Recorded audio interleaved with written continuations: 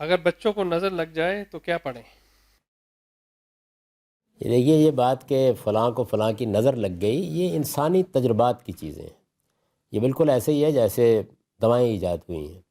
یعنی لوگ جب جنگلوں میں گئے تو کسی وحشی آدمی نے بتایا کہ ہم تو یہ ایک درخت ہے، اس کے پتے فلاں جگہ ملتے ہیں تو سر درد ٹھیک ہو جاتا ہے۔ آپ کو معلوم ہے کہ یہ بڑی دوائیں اسی طرح ایجاد ہوئی ہیں۔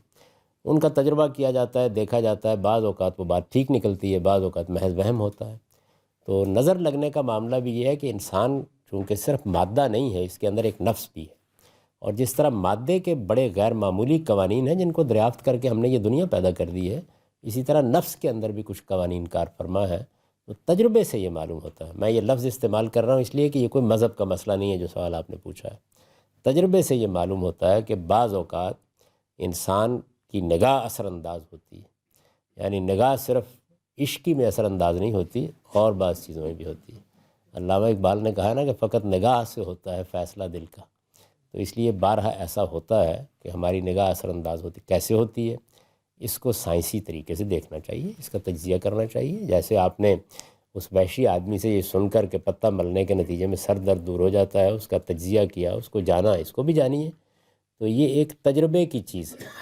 اب تجربے کی چیز ایک سائنسی حقیقت نہیں بنی، ابھی تک نہیں بنی۔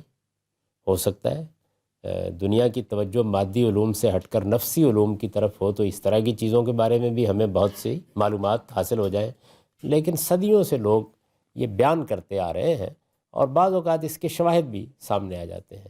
تو ایسی ہر چیز کے بارے میں اللہ تعالیٰ کے دین کا ایک ہی اصول ہے کہ اگر کوئی چیز دنیا میں ہو رہی ہے، خواہ کوئی بیماری ہے، تکلیف ہے، خواہ وہ مادی بیماری ہے، خواہ وہ کوئی نفسی بیماری ہے، آپ اگر کوئی علاج دریافت کر چکے ہیں تو سب سے پہلے وہ علاج کریں۔ یعنی اگر کوئی ڈاکٹر ہے اس کے پاس جائیں، کوئی اس کا ماہر ہے اس کے پاس جائیں تو علاج کریں، اور جب علاج کریں تو علاج کو مؤثر کس نے کرنا ہے؟ اللہ نے کرنا ہے، اس لیے اس سے دعا کریں۔ تو ہمیں بعض دعائیں سکھا دی گئی ہیں اس طرح کے موقعوں کے لیے۔ رسالت مآب صلی اللہ علیہ وسلم نے بھی بعض دعائیں کی ہیں، بڑی غیر معمولی، بڑی خوبصورت دعائیں ہیں۔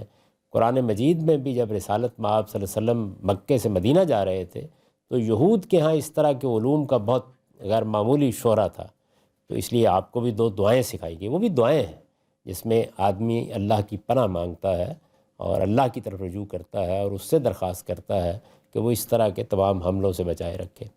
تو ایسی دعائیں جو ہیں وہ آپ کریں۔